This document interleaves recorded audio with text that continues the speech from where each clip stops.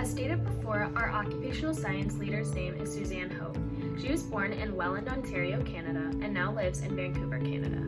As far as her degree, she has her undergrad in geography and her PhD in occupational science. Prior to getting involved in occupational science, she never really had any other jobs in the field. She completed her bachelor's and master's in geography. Soon after, she got a job as a research assistant on a qualitative study about older adults experiencing low vision. She got this job from her professor in the School of OT at the University of Western Ontario.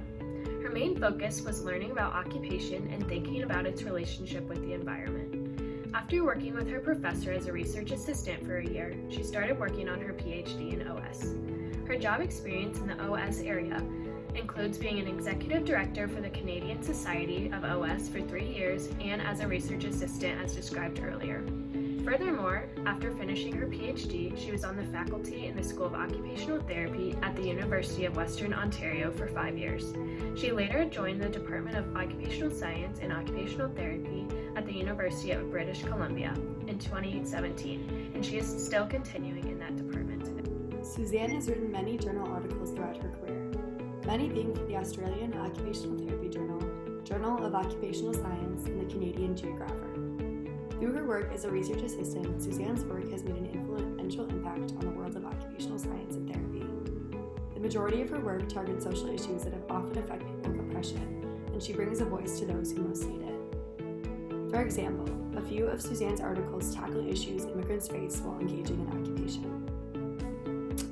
These include how symbolic capitalism affects immigrants' occupational engagement, the different employment experiences of immigrants, and the occupational experiences of forced migrants. These journals portray that she dedicates her time to the injustices faced by others and finds the ways in which her line of work can help them. The majority of her remaining articles have to do with issues that are often swept under the rug and go unrecognized.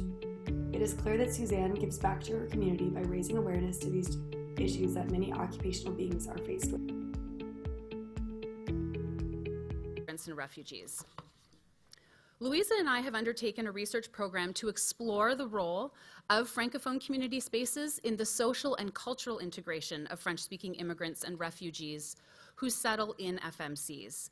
And while the specific research questions have been unique to each individual study, more broadly, we've been interested in addressing objectives such as these, which include understanding French-speaking migrants' experiences of social and cultural integration into FMCs, including a focus on their engagement within minority community spaces in particular, and upon their social participation within such spaces, and examining their experiences of belonging, inclusion, and exclusion with respect to intersecting aspects of identity such as language, race, gender, ethnicity, legal status, and religion.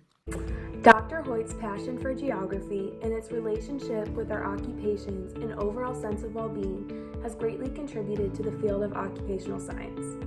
Her research focuses on occupation, immigration, and Francophone minority communities. These are French-speaking communities that reside outside of the majority English-speaking cities in Canada.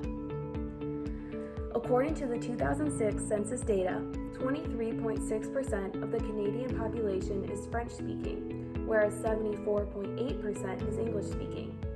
Dr. Huot examines these minority communities through case studies, ethnographic research, and critical examinations of government policies. The French services provided by the government enable participation and provide individuals with a sense of belonging. However, it is still essential to support the social, economic, and political integration of the Francophone communities into the dominated English-speaking cities in Canada. The Canadian government needs to provide additional services to support this integration. Dr. Huot's research on the relationship between occupation and space within minority communities has greatly contributed to occupational scientists' understanding on the importance of environmental context. In particular, she has contributed to the field of occupational science by exploring the government's influence on space and what actions the government can take to better minority communities. Dr. Huot has held many leadership positions in occupational science societies, such as a board member for the International Society of Occupational Science, a member of the Canadian Society of Occupational Scientists. She is a chair member on the board of the International Society of Occupational Science, and she is currently co-chairing an organization committee for the first World Occupational Science Convention scheduled for August 2022. She is also planning the Occupational Science undergrad program at the University of British Columbia that is aimed to launch in September 2021. Researching our leader has caused our group to think differently about occupational science and encourages us to look more specifically into different areas of the occupational science field. She's inspired us to participate in some sort of research and to explore the world of occupational science more. Dr. Huot is extremely passionate about what she does and has a very specific role as an occupational scientist.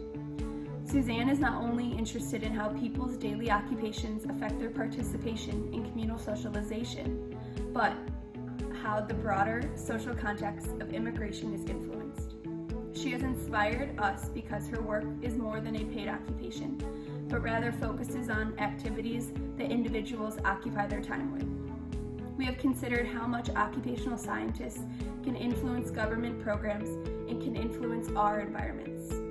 We realize how important continuous research is and how beneficial these programs are to our community. Although there was not a specific quote said by Dr. Huot that stuck out to us, the way that she discusses her work and how she thinks a lot about the environment relating to occupation and how it is the focus of geography in our world stuck out to us throughout her research.